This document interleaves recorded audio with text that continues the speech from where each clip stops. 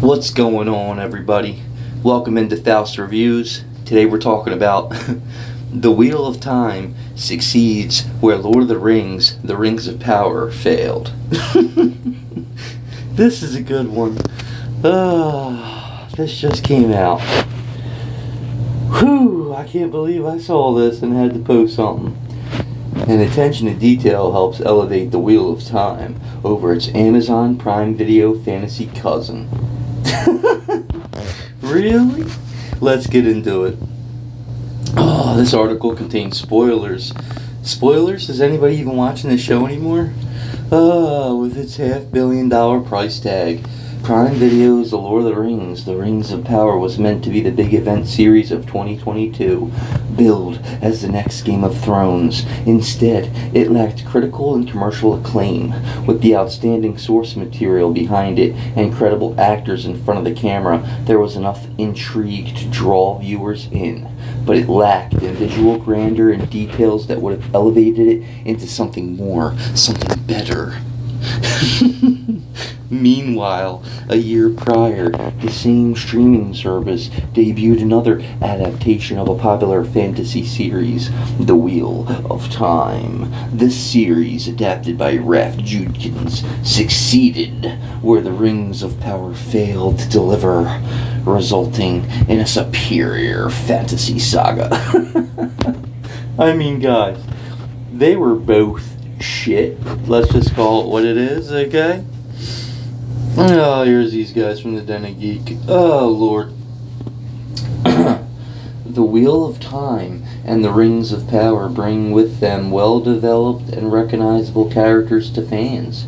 Readers know these worlds and the diverse and rich backgrounds of the inhabitants of them.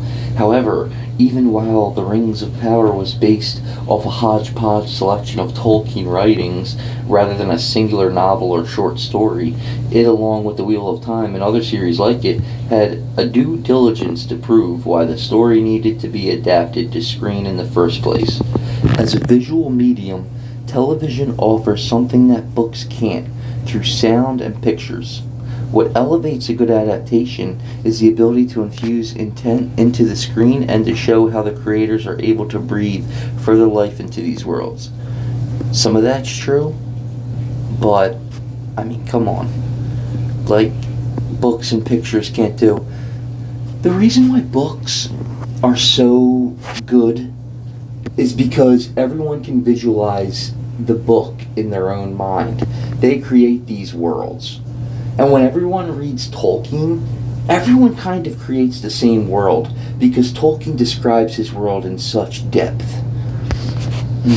Continuing on, the directors of these shows and the writers just had no understanding of the source material, and that's the real issue.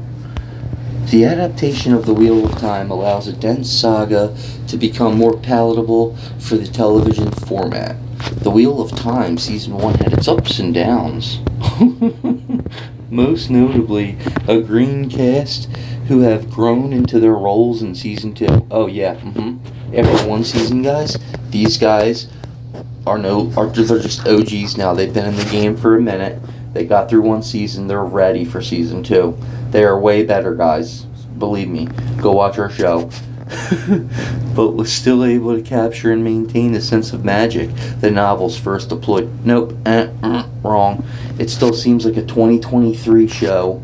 It doesn't seem like a show based in the past, based in, older times, medieval times. No one looks dirty, everyone looks too clean. That's the problem with it. Overall, though, it was able to build the immense world and further enriched it through the design, costuming, and sets, mainly and by diversifying. There it is. Then we got to it. Diversifying the cast to better represent the world in which the series is set. No, that's a wrong sentence. Diversifying the cast to better represent the world in which we live in today, not in which the series is set in. That's for damn sure. The Wheel of Time pays attention to detail and costuming. Oh man, The ways in which the series establishes place, region, and role are seen immediately in how they define dress and depict the ageless serenity of the Aes Sedai as women who can channel the one power, the elemental source that runs concurrently in this world. They're divided into 7 different ahas. Ajahas?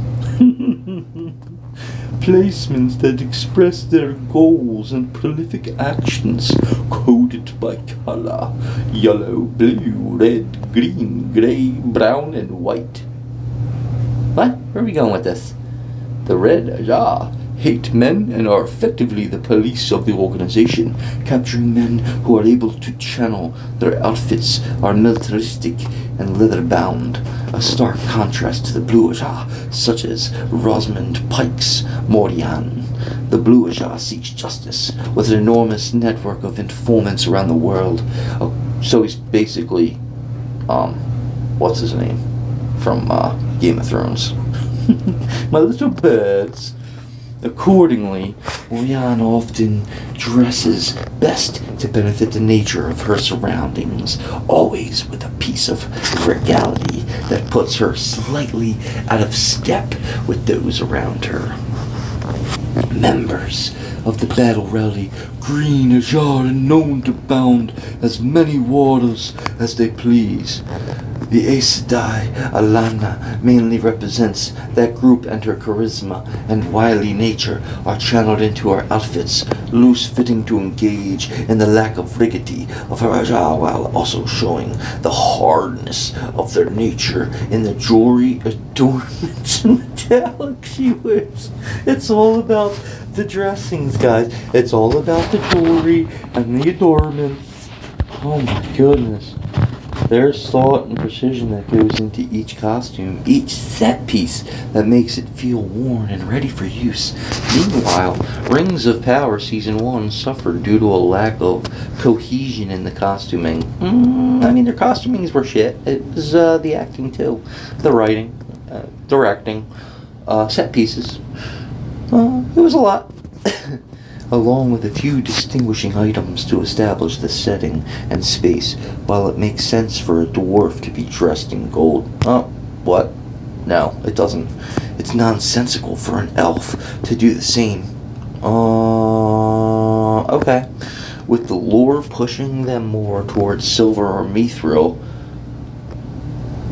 yes. It's a small element for casual viewer, but those are the small touches and grace notes that help in meticulous world building something a series, especially a fantasy series with so many realms and characters and necessities. I feel like there should have been an ending there, but we'll continue. The lack of consideration can be seen in the armor worn by humans and elves in the series. They were just shit people in the clothing department. The design. That possesses as much dexterity and durability as styrofoam. Okay. One small part of the success of the original Lord of the Rings trilogy was its artisans' ability to convey weight and texture through costumes. When the characters stand their ground at Helm's Deep, the fatigue is palpable, due in part to the heavy, realistic costumes the actors were wearing, believably waterlogged. Huh? What? When the characters stand their ground at Helm's Deep, the fatigue is palpable because of the heavy, realistic costumes the actors are wearing, believably waterlogged. Did anybody else think that when watching Helm's Deep battle? They all were wearing real armor, right? Getting ready for a massive battle, and then it started to rain. And you could hear the rain ding off their armor. It was just tension building. I didn't feel, oh my god. Do they feel like waterlogged and heavy? Such a 2023 thing to think. No. I just figured they were ready for battle with their armor on. Yeah, of course they're getting wet. Of course, it'll weigh them down a bit, but nah, that was an awesome battle scene. Shouldn't even brought that up. The creature, armor, and weapons art director of the original Peter Jackson trilogy, Kane Horshman, along with his crew, created chainmail shirts that contained 80,000 rings, woven and linked by hand.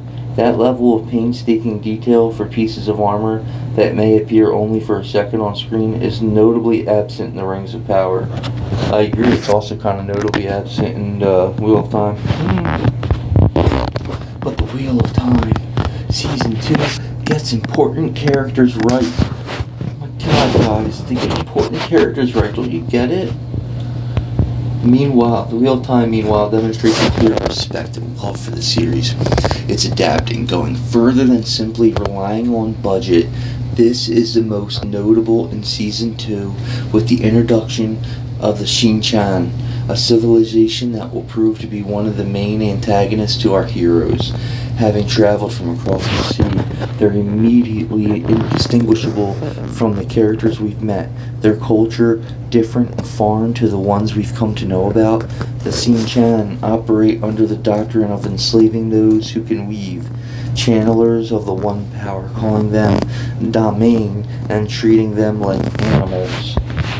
The costumes visualize that. While the captured channelers have their mouths obstructed, those in rule, namely the Empress, have their eyes shielded but are given the right to speak freely. It's both a play on the idea of see no evil, as they don't observe their enslaving of women as wrong, believing channelers beneath them while also being... What does this have anything to do with with Rings of Power? Striking reminder of their power and corruption. The effect is beautifully unsettling, especially as we watch the violence they wreak against any and all deserters. This Wheel of Time crap is momentarily two major groups being introduced in Season 2, and both were inspired by different cultures throughout history. The marriage, like, what are we getting at here? Historical references, along with its fantasy setting, come together as long as they follow the books. Like, I don't get what we're doing here. Create something eerie and out of time. Something often forgotten with the Wheel of Time is that this world is set post-apocalypse rather than a pre-modern world. There's a deliberate mesh of culture. Yeah, and it doesn't look like post-apocalypse, I can tell you that much. Mesh of cultures, power rankings, infrastructure, and architecture. The clothing is piecemeal, touched with modernism and history. Okay. And here's the end of it. The Rings of Power struggles with set design. Similarly, the set design is just as crucial to crafting the overall feel of the Wheel of Time.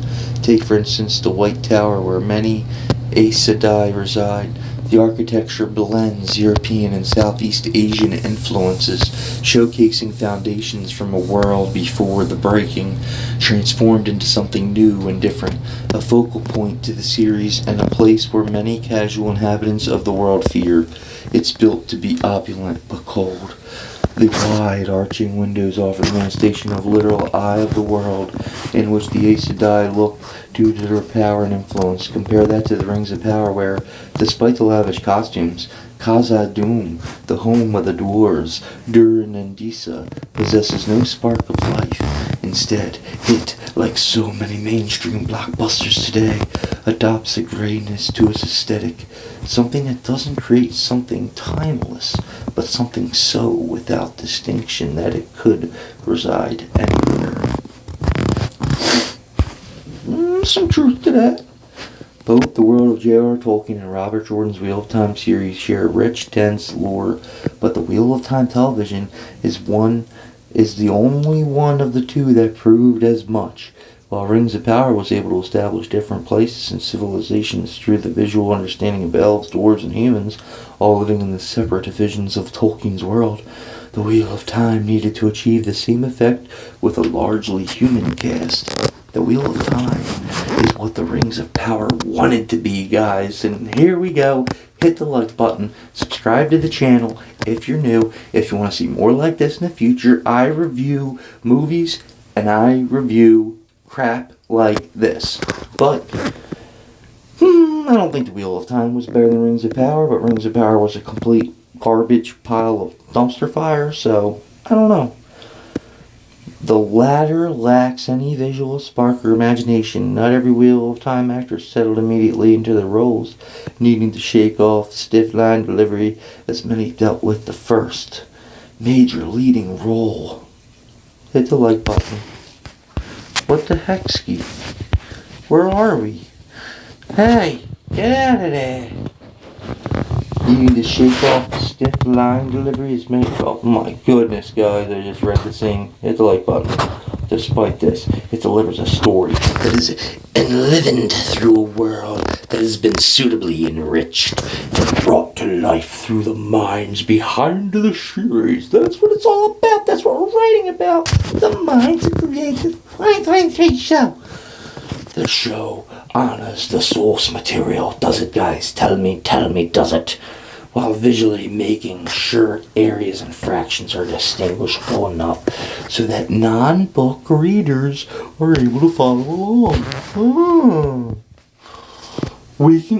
This is what it's all about. The first 3 episodes of The Wheel of Time Season 2 are available to stream on Prime Video now. Oh, written by Allie Johnson, was that her in the video? Co-founder and editor-in-chief. She's a TV film critic. But why not, though? But why, though? .net. Her writing can also be found at the playlist. Oh my god, Allie Johnson? Are you like a film critic for Cambridge? Damn, but why not, though? Oh, guys. No, that's not true. Get out of there. Come on with these stupid ads. Well, that'll do it here, folks. If you enjoyed the video, please give it a like. Subscribe if you are new and if you want to see more like this in the future. This is your boy Faust. And this has been Faust Reviews. Peace out. I'll see you in the next one.